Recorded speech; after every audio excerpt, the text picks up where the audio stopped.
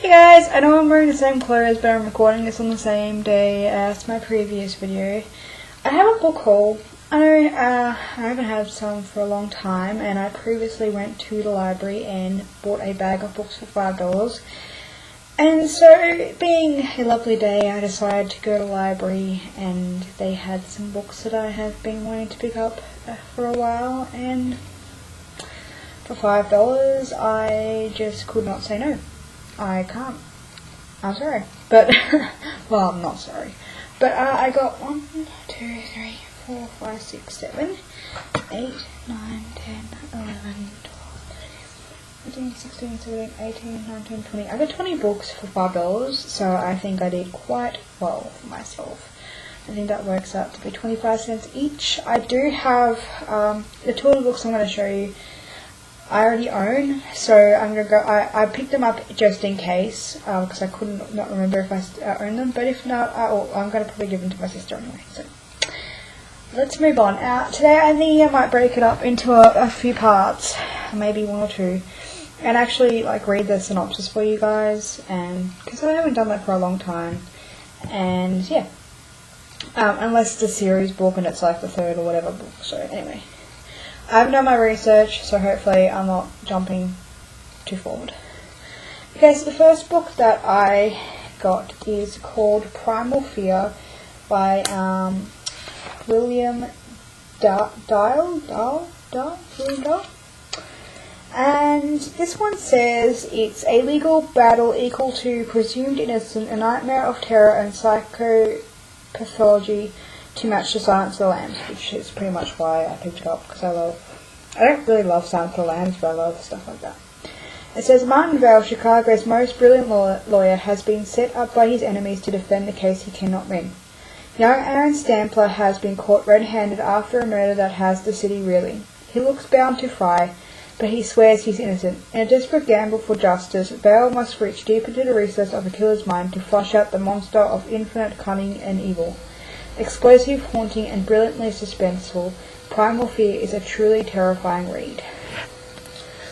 And if you guys don't know, I love crime books. I'm one of those people who could just sit here all day and eat them up. They're one of the fastest books I get through. I just love crime. I love crime. So, and this one's a fairly beautiful cover. And then I got 12 Sharp and Fearless 14 by Jonah Ivanovich. I won't go into too much detail, but I really like that colour. I already have Fearless 14, so that's going to my sister. I also picked up 7 Up, and this is the Stephanie Plum novels, so I am so happy to be able to get them for really cheap because I'm trying to collect them all so I can continue with the series. So, awesome sauce. Then I got Undead and Unworthy by Mary Janice Davidson. And I'm not too fond of the cover, but the premise sounds interesting. It says, Betsy Taylor thought entering the world of the undead was a big adjustment. Being a new bride isn't much easier. The blush has only been on for 2 months, and Betsy has a lot to do. Set up the new house, finish writing thank you notes, and raise Babylon, her half-brother and legal ward. Just another happy American family adjusting to marital bliss. Betty's husband Sinclair has been pursuing the Book of the Dead. Thanks, Penny. and Betsy's visited by a ghost who's even more insufferable, stubborn, and annoying in death than she was in life. Penny. She not only blames Betsy for her condition, but insists that she fix it. It's all just a prelude to the fun and games awaiting Betsy and Sinclair when a pack of formerly feral vampires hungry for blood and power pays a visit to the happy couple. Welcome to Marry Life, Betsy. I'm not sure if this is a part of the series at all. I think it probably is. I'll check that out, but it sounds like you could probably read it by itself as well. Awesome picture too. So, if you hear Penny in the background, she's going spastic like you would not believe today. because her dad's not home. And whenever I'm home looking after her by myself, she's always just like a rampant child who just wants to get into everything and sends her mother crazy. So that's Penny for you. And the next book that I picked up is Shields of Pride by Elizabeth Chandwick. I'm in a historical mood at the moment, so I just was like grabbing every historical and crime novel that I could find. This one says, in 1773, the rebellious sons of King Henry II ignite unrest and bloody warfare throughout England. When mercenary soldier Jocelyn de Gale encounters Lynette de Montreal on the road to London, he has no inkling of how much she is about to change his life, nor does she realise the effect he is going to have on hers. Both Jocelyn and Lynette are survivors scarred by their past, but their greatest challenge is facing a future as old wounds are torn apart, open amid bitter and deadly, torn open amid bitter and deadly family conflicts. So again, I'm not quite sure if it is part of a series.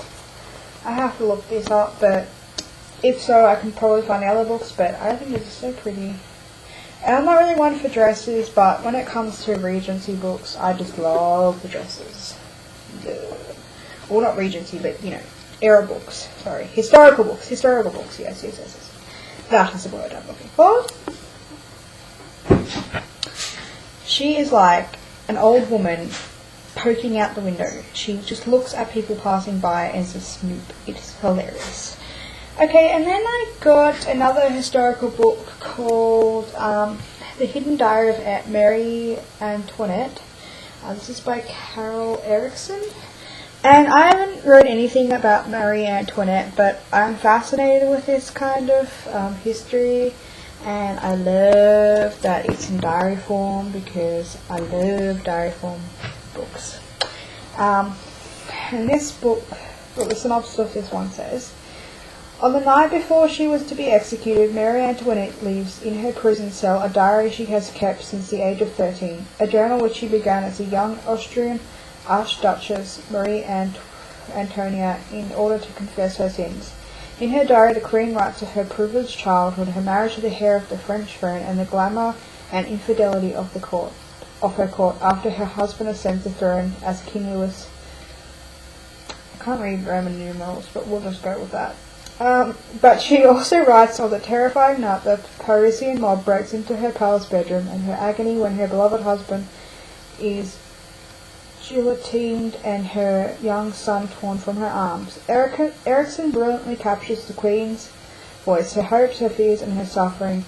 We follow mesmerized as she reveals every detail of her remarkable life, eventful to her final days as she awaits her own bloody appointment with Madame Guillotine. So, intimate and irresistible, this is a story of Marie Antoinette, one of the most notorious women in history, told in her own words. Well, not really, but yeah. And this one is a simple cover. Like, yeah, it's pretty. Like I said in my last book haul, a lot of these have like library, like really crappy plastic on them. But I don't care. I'm just loving them. I love it so much. I find myself passionate more about books when they're beat up for some reason at the moment, so. I'll do this one. This one is The Kills by Linda Fairstein. This one has a really long synopsis, so I probably actually won't read it. But it's a crime novel. And then I found another one of her books called Killer Heat, which is an Alexandra or something thriller. Ooh. Someone has been borrowing a lot of these books. But if I can take out the... Here we go. This one's got a better synopsis, you guys. It says, in District Attorney Alexandra Cooper's line of work, the discovery of her corpse isn't unusual. Not even the corpse of a young woman who was bound, bludgeoned and tortured to death. It's the location which is unusual, an abandoned ferry terminal at the south tip of Manhattan. The ferries from here only went to one destination, and the now uninhabited Governor's Island, known as Ghost Island.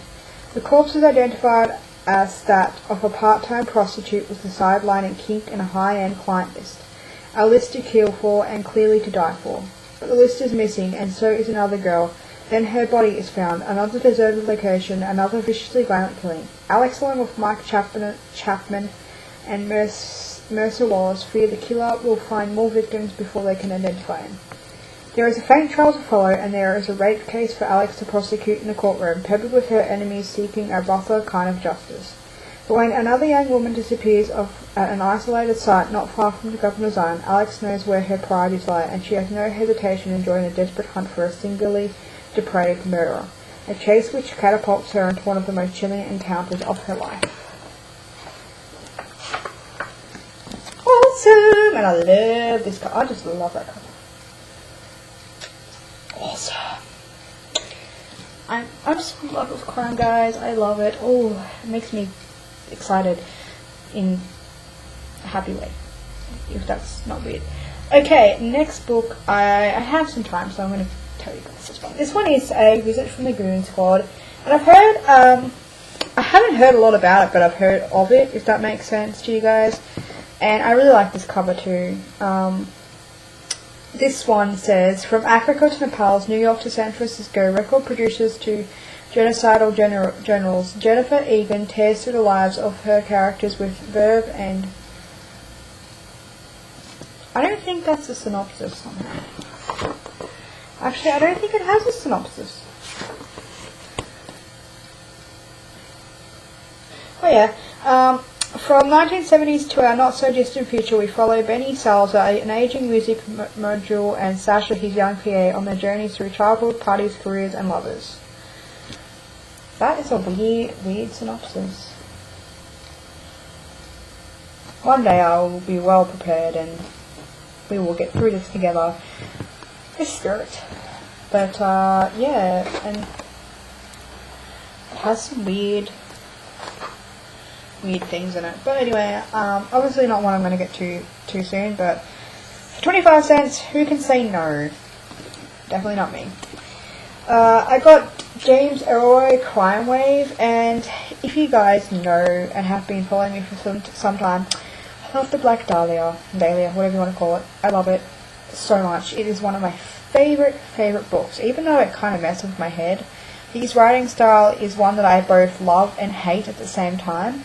But when I saw that he had, or they had Crime Wave here, I was going to pick it up. I mean, I've been meaning to collect some of his books, so I definitely had to pick this one up. And this one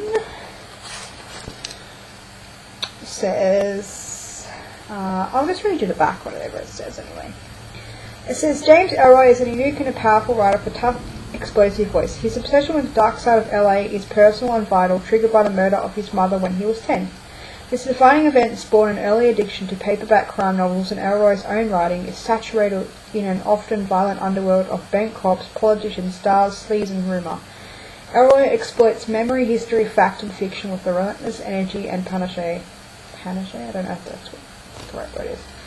What emerges is an intense, mythical version of Tinseltown in the second half of the 21st century. Crime Wave is a vivid portrait of James Ellroy's LA landscape. This special collection showcases his investigative non-fiction articles previously published in the American edition of GQ, and also includes 2 new novellas, Hollywood Shakedown and Tijuana More. Awesome! I did not know that! Sorry, I was excited. But I did not know that. It's awesome. I love non-fiction, and I love pretty much whatever I just said there. It just sums up my feelings for him. So I am more than happy to read anything by him. He's not exactly sexy, but he's writing sexy, so well, hot. It's great.